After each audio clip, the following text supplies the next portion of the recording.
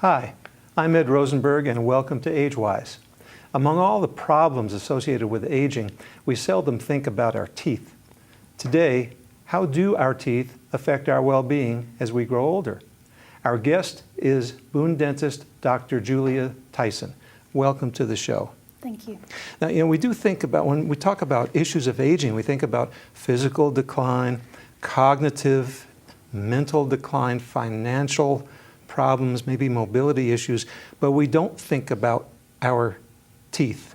But I have a feeling that we should. What tends to happen to our teeth as we move into old age? A lot of changes happen, and it's easy to forget about teeth if they're not hurting. If our knee is hurting, we think about going to the doctor for our knee, or if we notice a decline in mental function, we think about going to the doctor for that. But teeth often don't hurt until the problem is very bad, and so a lot of times people don't think about them until that point. And we see a lot of changes in folks as they age with their teeth. Perhaps they haven't always been able to get good care, and then they see the consequences of that later in life. So it's really important to keep up with that over a lifetime so that you can enjoy your teeth as an adult, older adult as well. Now, I've seen some statistics that say things like almost half of older people haven't seen a dentist in the last year. A third of older people haven't been to the dentist in 5 years. People don't go to the dentist the way they would go for an annual physical examination. Why do you think that is? Again, often things are not hurting. Could be one reason. Another, if they do have some of those mobility issues, that once a year doctor's visit may be their time to go to a healthcare provider, and dentistry takes a back seat, unfortunately. But there may be a lot of reasons, financial, as I said, transportation, that people don't necessarily go to the dentist. But it is just as important as the rest of the body, because the mouth is the gateway to the rest of the body.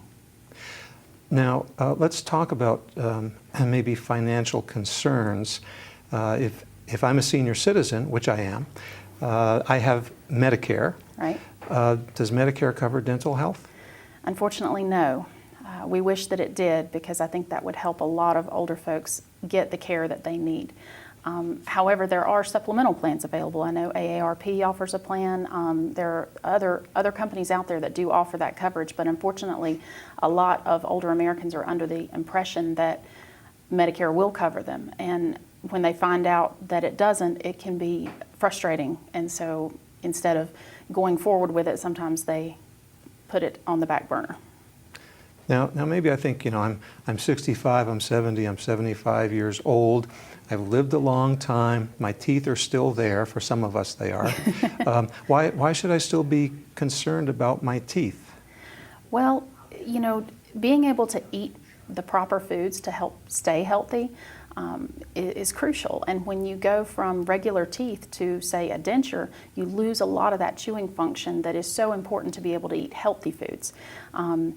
When we see folks come in who are maybe in their 60s or 70s, oftentimes we hear them say things like, well, at my age, why should I take care of my teeth? And my answer to them is, you don't know, you may have another 20, 30 years ahead of you. You need teeth during that time to be able to eat and get the nutrients that you need in your body to stay healthy, stay active, keep that mental function. And teeth are vital for that. And losing your teeth is not a natural part of aging necessarily. I have a lot of older patients who still have all their teeth and they're still doing great. We have a special guest live via Skype from Sedona, Arizona. She travels the world lecturing on dentistry for elderly patients. She's Cindy Kleiman. Hello, Cindy. Thanks for being our first long-distance guest. Good morning. It's a pleasure to be with you. Nice to see you. Looks like pretty good weather out there in Arizona. It is perfect today. Good. Well, let me start off by asking you this. I know that most dentistry is done on adults, that there are some folks who specialize in pediatric dentistry or dental work with children. Are there geriatric dentists? Are there dentists who specialize in working with older patients? There certainly are some, but as our population is aging, every dentist in the United States needs to know how to work with the elderly and the special oral health issues that, they have. Are there unique dental problems that are more likely to occur in older patients compared to children and middle-aged patients? You know what is so interesting is in the older population, their mouth begins to look like a child's again. You expect cavities, decay to be with children. You don't expect it with the adult population. But now that's what we see. The older the patient gets, all of a sudden they'll come in and they could have a mouth filled with decay. And that is due to the increase in medications that they take and the severe side effect of dry mouth. Dry mouth is the number one side effect of over 500 medications. Therefore, we're having an older patient with a mouth filled with decay. Well, tell us a little bit about how medications actually contribute to decay. It's not a logical connection. Sure. Well, what happens, the side effects of medications, diuretics, psychiatric drugs, maybe multiple heart medications, they dry the patient's mouth up. And when you don't have saliva, you don't have that natural benefit to help get rid of the sugar and the acid on the teeth. Therefore, we have much more decay, and elderly people also have much more recession. And recession, the roots don't have enamel on it. But luckily, there's many things the patient can do and we can do to help with this problem. Is there any special training for dentistry with older patients? I'm sorry, can you repeat that question for me? Sure. Is there any special training for dentistry with older patients? Anything that would let people call themselves geriatric dentists? Any training to deal with some of the more typical problems of the older dental patient? I don't really think so. Every dentist, again, needs to know, and there's simple things we can do. Of course, there are some dentists, prosthodontists who do more implants. Periodontists do implants. So we certainly have a group of professionals who are more geared to implants. But the issue of the elderly and dry mouth and decay, there's so many self-care things they can do, such as using toothpaste for dry mouth, using mouthwash without alcohol. They even make, most people don't know, they even make today like artificial saliva. Everyone knows about artificial tears, but there's even oral lubricants to help today. Also in dentistry, we're doing varnishes. We're doing an awful lot preventively to help the patient with dry mouth. And I'll tell you, the thing I really enjoy is being a private detective, because generally a patient will come and all of a sudden they're going, why do I have all this decay? Sometimes it's they're drinking sweetened tea, or what about coffee with those delicious flavored creamers? Well, you're or hitting, because their you're hitting all mouth my is dry, favorite, they're sucking you're hitting all my favorite candy food all groups day. here. Cindy, I want to thank you so much for sharing a few minutes with us, helping us understand aging and teeth. Hope you enjoy the rest of your day in Arizona. If you want more information about aging in general, you can go to www.aging.appstate.edu.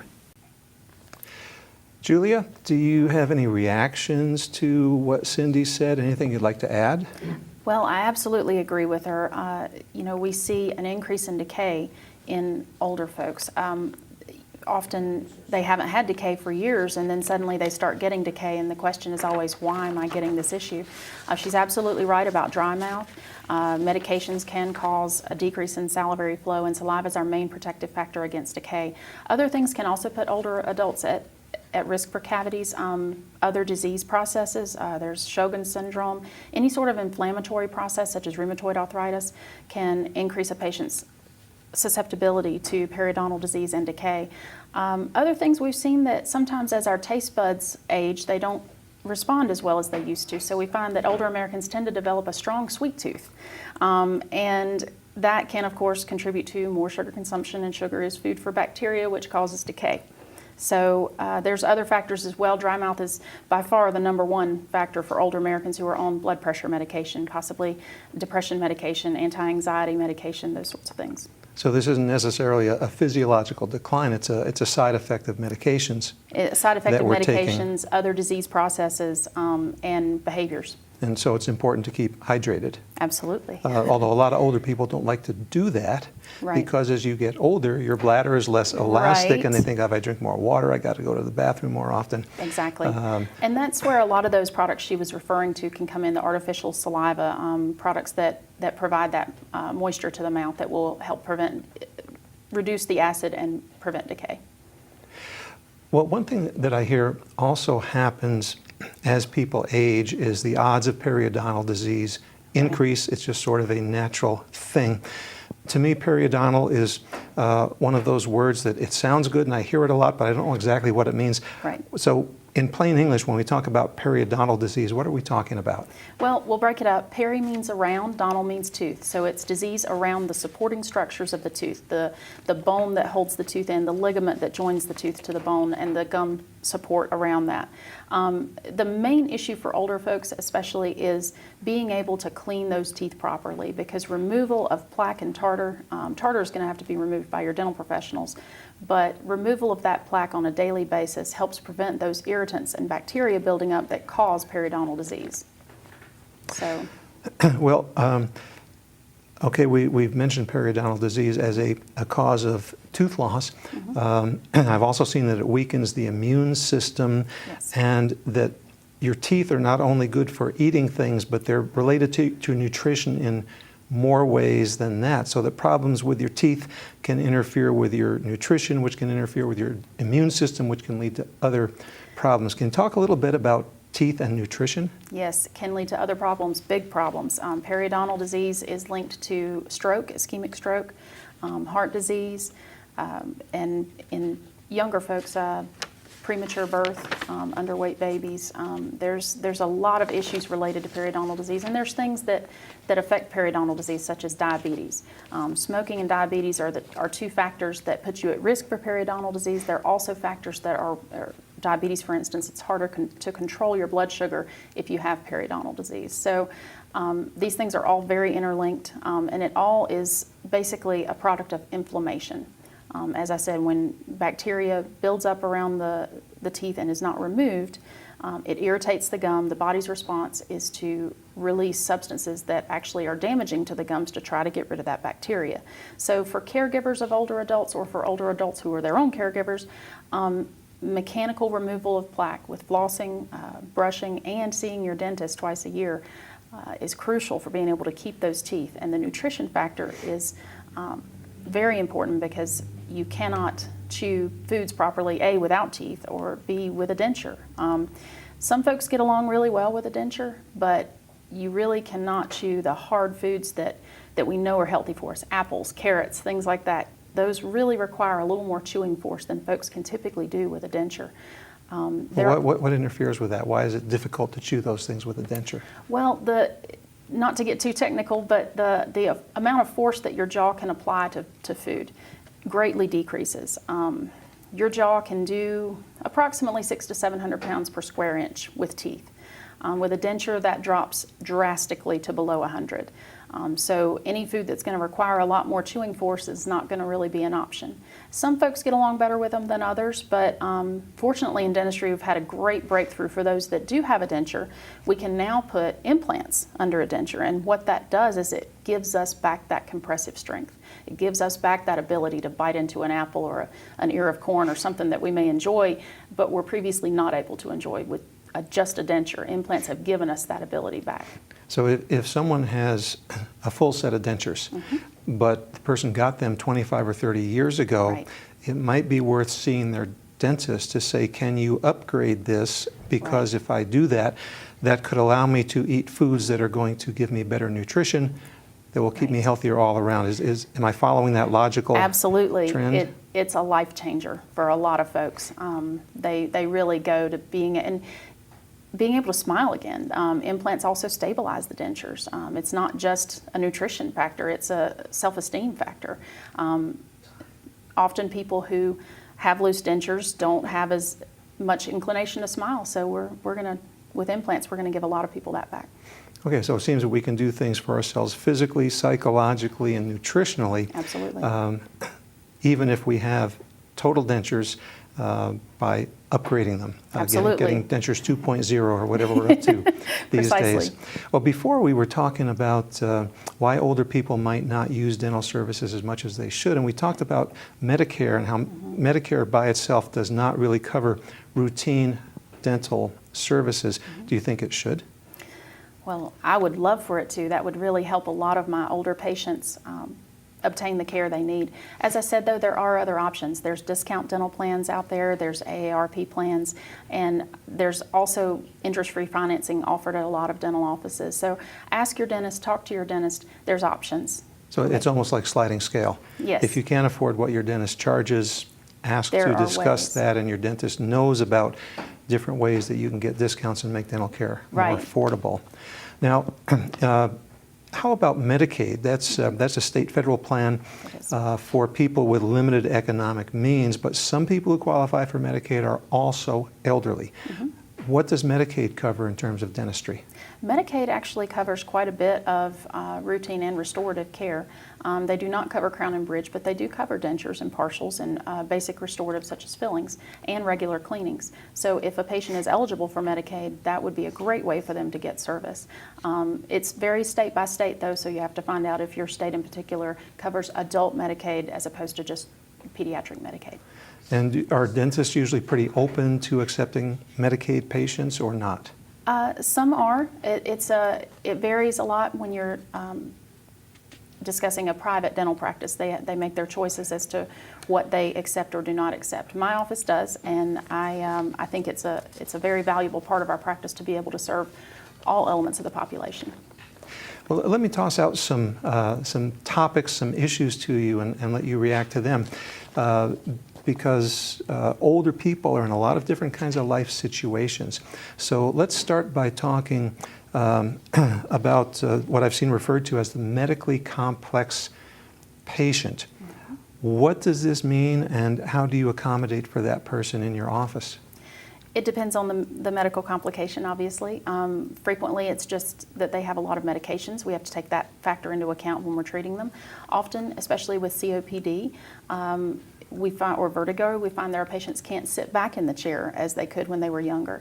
And we try to accommodate that as best as we can. Shorter appointments, helping coordinate the appointment at a time of day when the patient has more energy and feels better. Often we do a consult with their physician to try to make sure that we're coordinating their care in the best way possible. Things like blood thinners really affect our work in dentistry, particularly if we're taking a tooth out or doing a deep cleaning of the gums. We need to know what kind of blood thinners they're on and possibly talk to their physician about changing that temporarily to accommodate dental care. So I think communication with the physician, making physical changes in the office to help patients, making sure there's enough room to, for instance, if a patient's in a wheelchair, to get that wheelchair in and out comfortably and safely. So a good dentist will not only take a medical history on the patient, but perhaps also communicate with the patient's other physicians to be sure there hasn't been anything that's been overlooked. Well, what about someone who can't get to the dental office, either a homebound older person or someone who I can get there in the summer, but I'm not leaving home in the winter? How do you provide dental care for these people? Well, often we do what we can. I know a lot of the staff at nursing home facilities will help those patients perform their daily care, and a lot of home health companies, dental care is a part of what they do. A lot of times people are a little squeamish about the mouth, so it doesn't often get done as well as we would like for it to. But certainly we're always willing to work with family members, caregivers, to try to give them those techniques and encouragement to give them the confidence to be able to perform that for the patient if the patient can't do it. Also, I know that there's a lot of resources for transportation around. I know the Apple Cart does a lot of things locally to try to help folks, but I know all over the country there are resources for helping people get to the dentist at least once a year to get that checkup and oral cancer screening and routine hygiene care. So there can be accommodations made if the person can't leave home to go to a dental Yes. appointment. Yes. What about older people who live in assisted living facilities or skilled nursing facilities? How do they get their dental care? Typically, they rely on a relative to bring them to the office. Often they'll have ambulance transport just for safety reasons. But a lot of their routine care, unfortunately, has to be performed by the staff, which they're often already overworked, and it's hard for them to do all the hygiene care that a patient needs. And that's really where I would love to see dentistry make more improvements in being able to do on-site visits, for instance. I know North Carolina has recently changed the laws that they have regarding in care in long-term care facilities, allowing dental hygienists to go in and perform care not under the supervision of the dentist, which gives more ability for those folks to get at least a routine cleaning or get their dentures checked, that kind of thing, so that even if they can't make it to a dental office or a dentist can't be there, someone can take care of them. Now, overall, what kind of advice would you give to older people to take good care of their teeth and to continue taking good care of their teeth? First and foremost, realize that you may have these teeth for a very long time and they're very important to you, so value them. One thing that I've found that really helps older adults is an electric toothbrush. Often manual dexterity decreases with age, and sometimes we can, make small accommodations like with a regular toothbrush, putting a tennis ball on the end to give us that grip. But when we can't do that, an electric toothbrush makes a world of difference. And also seeing your dentist regularly and just that manual everyday removal of the food debris, plaque that builds up on the teeth, and flossing, all those good things that you need to do, and diet. Making sure that you're getting plenty of vitamin C, leafy green vegetables, calcium. All those things are very important for maintaining your tooth and gum health. And are any of these pieces of advice things that are particularly relevant to older people, or is it the same advice that you would give to middle-aged adults? Well, I specifically recommend the electric toothbrush for older adults because of the manual dexterity. But I think as we age, making sure we're getting those nutrients gets more and more crucial. And I think I mentioned before about the tendency towards a sweet tooth, and that tends to kind of counteract some of the things that we're doing. So really being aware of diet and focusing on getting those nutrients that we need is even more important as we age. So it's for everyone, we would love for everyone to brush and floss like we tell them to, but it's really, really important as you age. Given that there are more and more older people, in your training as a dentist, is there a rotation in geriatric dentistry in dental school, or is there no such thing? Well, we actually have a geriatric department at the dental school at UNC in particular, but it's not necessarily a rotation, but all students spend time working in the geriatric area of the dental school. There are, certain dentists that I wouldn't call it a specialty. I would call it, more of a interest in geriatric dentistry, and so they tend to mainly see geriatric patients. It's like, as I said, it's not necessarily a specialty, but I think some dentists are more interested in particular issues with older adults than others may be, just like some have more of an interest in pediatric dentistry or whatnot. So find a dentist that works for you. Find one that you're comfortable with, that is very interested in helping you keep your teeth and have your best dental health. Now let me raise a topic that's near and dear to the hearts of many of us, and that is alcohol. What is the effect of alcoholic beverages on teeth, and what would your recommendations be? Well, I'm not going to tell you not to enjoy that glass of wine that we know is good for your heart health. However, alcohol is very drying to the mouth. It's very irritating to the oral tissues. So moderation is always the key. but it does have an effect on irritating the tissues, which if you're already suffering from periodontal disease, diabetes, that kind of thing, it can really complicate things. Okay, so we know, overall, dental health seems to be improving. Yes. More people who are aging are keeping their teeth longer. Probably some of this is a generational effect, that the baby boomers may have better oral health overall than their parents did. But certainly the fact that people are living longer, as you mentioned, means we need to take care of our teeth more than we have before. And also, more older people are seeing a dentist regularly, so that's a good thing. I think the main message here is put your money where your mouth is, or at least put some of your money where your mouth is. Yes. The returns on your investment will be very good, and it's never too late to start. Absolutely. Well, thank you so much for being with us, Dr. Tyson. Thank you. That's AgeWise for this week. Remember, you can contact us anytime at watchapptv.com. Please join us next time for AgeWise. I'm Ed Rosenberg.